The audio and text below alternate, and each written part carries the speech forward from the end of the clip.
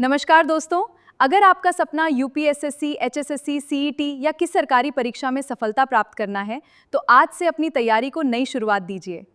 याद रखिए, हर सफल अभ्यर्थी ने एक दिन पहले कदम से ही शुरुआत की थी।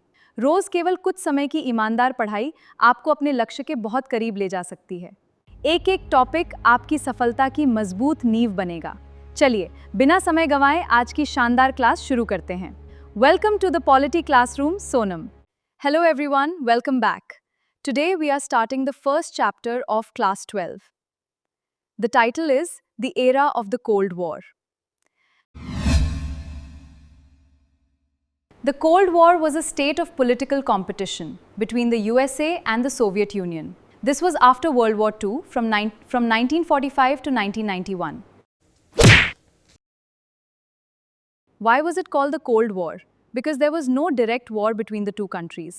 The competition took place through an arms race, space race, propaganda, espionage, and proxy wars. Today, we will discuss the two-polar world. It means a world divided into two blocks. These groups are led by two superpowers.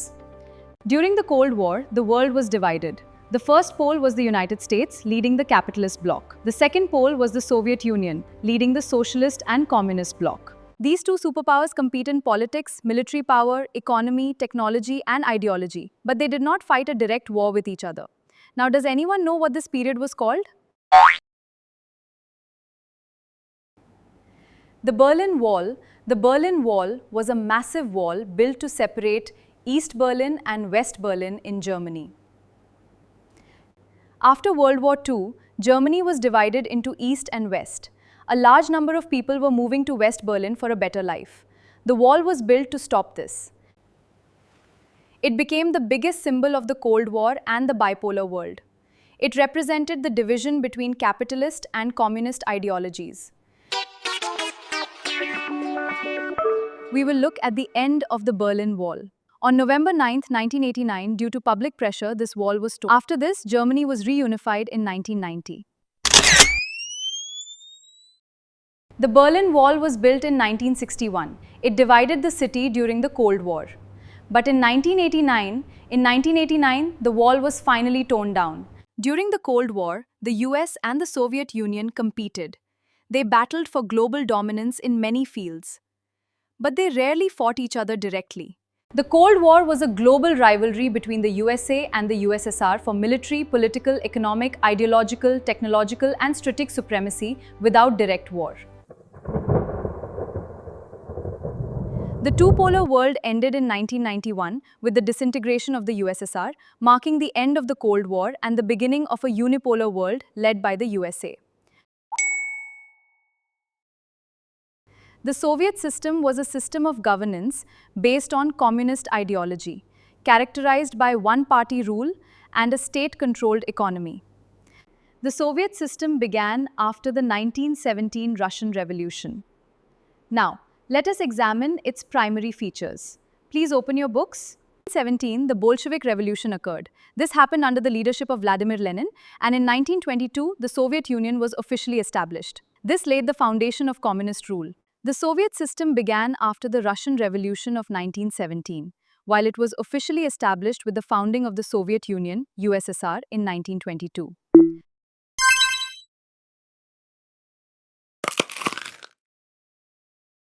We will study the Soviet system. A key feature was the one-party rule. Only the Communist Party could rule. No other parties were allowed. A state-controlled economy is a planned economy. Here, the government determines production, distribution, and prices. Large industries and banks are under its control. Today, we will discuss state ownership. This means that the government owns all resources. Private industries were not permitted. Our constitution emphasizes equality. Real attempts were made to reduce the gap between the rich and the poor. This is the real essence of our democracy.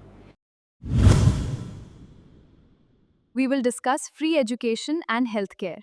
These facilities were provided by the government to all citizens. Was it for everyone, ma'am? Yes, it was for every citizen. Why did the Soviet Union collapse? For a total of 69 years, Soviet Union and its allies were the most dominant powers in Europe, and for a long time it was even on par with the US. So why did it collapse? The first reason is that Soviet Union was composed of 15 different republics with extremely different cultures, languages, and history from Russia. This is the reason why they weren't fond of being under the rule of a country that was ruled by Russians. The second reason was its failing economy. During the 1990s, its economy was in really bad shape, so it was not able to feed its people while also spending huge amount of money on its military. The final nail in the coffin were the reforms made by its last leader, Mikhail Gorbachev.